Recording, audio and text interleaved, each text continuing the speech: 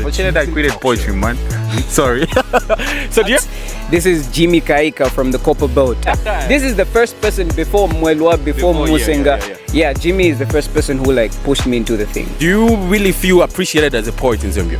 Well, definitely not as appreciated as I would want to be. Yeah. And I don't blame the Zambian people for that. Who do you get to blame? I don't blame anyone. That one, I blame the poets themselves. Why would you blame a poet when they're not given a platform? Yeah. I blame the videos are just like one angle shot and it's not fun. And that's one thing I have changed the narrative about. If you look at my poetry, I doubt if someone would say my poetry is boring. Whoa. He says destro. You know? FNP. Exactly. Those are the poets who've managed to reach the bar and they've been recognized. So for me, I wouldn't put the blame on the industry or the people. I'd put the blame on the artist himself. His name is Acentric. I don't know why he calls himself. Actually, he calls himself Team Acentric.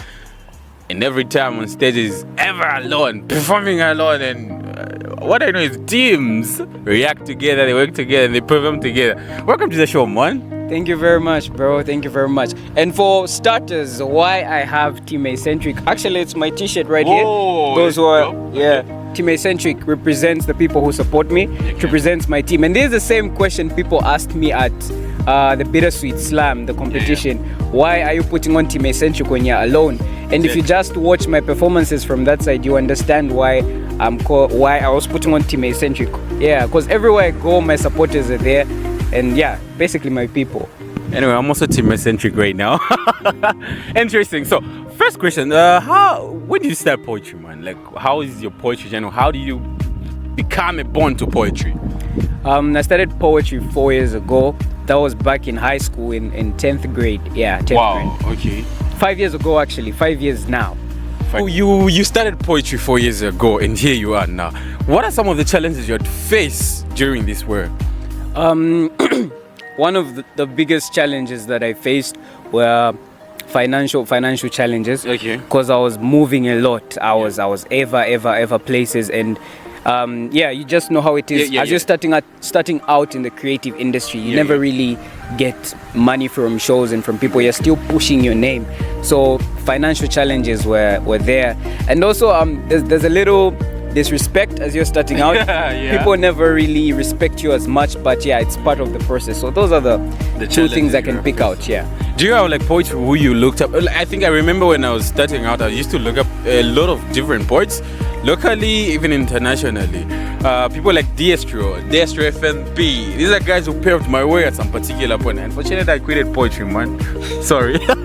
So do you have like people who get to pave your way, like who had like give it out? Yeah, I definitely do have people who inspired my journey.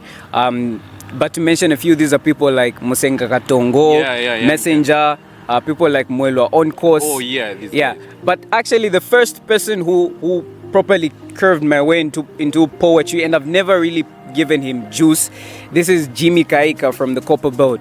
I know Jimmy Kaika. I think he's actually the person who helped me learn how to write and helped me understand how performing is about. So Jimmy, big ups to you. I've never mentioned your name in an interview. So this is the first person before Mwelwa, before Musenga. Jimmy is the first person who like pushed me into the thing. I remember I did Family some 4 years ago, I feel. A piece called Family. And Jimmy liked it, and then he had to put it on his website. I was like, no, just do a video now. That time I was not even like financially stable. All this thing. I think he's quite paving a way, especially in terms of Zambian writers now and authors, right? I think he's doing really good stuff about poetry and putting Zambia out there. So, poetry in Zambia. Do you really feel appreciated as a poet in Zambia?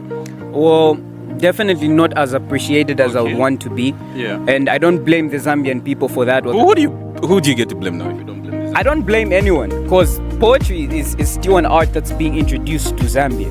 You know, so I basically understand that this is something that's sort of new, and it's something that the people have to learn to accept. So I'm not as appreciated as I would want to be, but I know that time is coming. Poets really complain that they're sidelined aside from with musicians and the rappers. You find that there's an event, you find a rapper there, you find a singer there. You never find a poet. It's rare to find. How does that have with maybe a negative impact to your poetry life? Okay, so first of all, on that one, I blame the poets themselves. Why would you blame a poet when they're not given a platform? Yeah.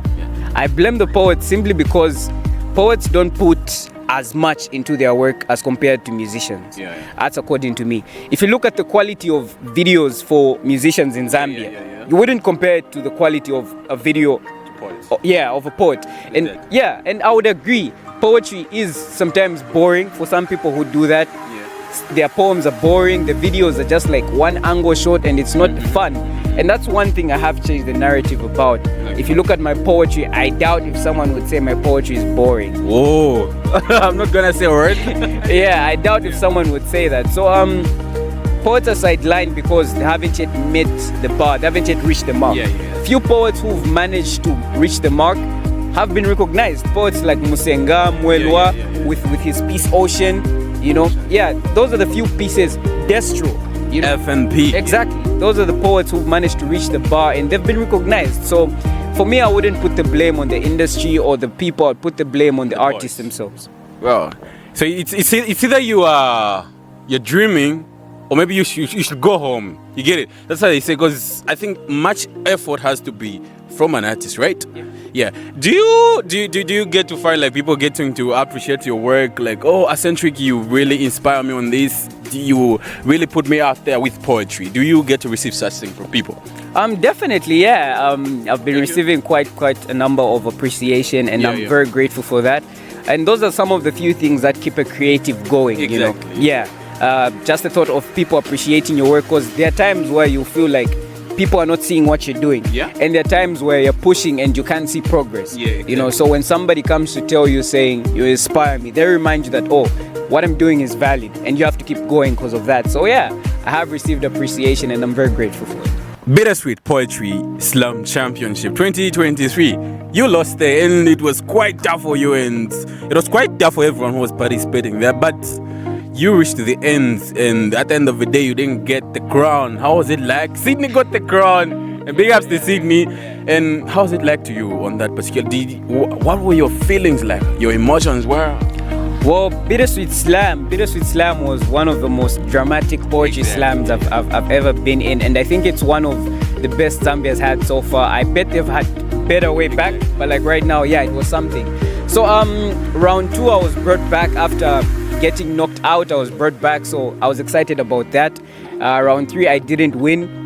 It was obviously a bummer. I mean, everyone would be sad not to win something they really wanted to do. But I understood why I didn't win, and that helped take away some of the pain from me. So I was grateful for the opportunity, and I just loved the whole experience. Word Smash Poetry Champion. Actually, I'm sitting with the Word Smash. 2022 Word Smash Poetry Slam Champion. So Word Smash I did win. That was in 2022 when I was still getting my name into the poetry sect, and it was an amazing experience. That's one journey that I walked on my own, because I didn't have industry friends. I didn't know anyone then. So it was a huge confidence boost for me, having won the Word Smash Poetry Slam competition, and I'm grateful for that. I'll give you 5 points, and I want you to mention maybe 1 or 2, the ones you can feel like even we were to battle 100 times, they will never win me. They will never win. Exactly. So, I'm gonna give you.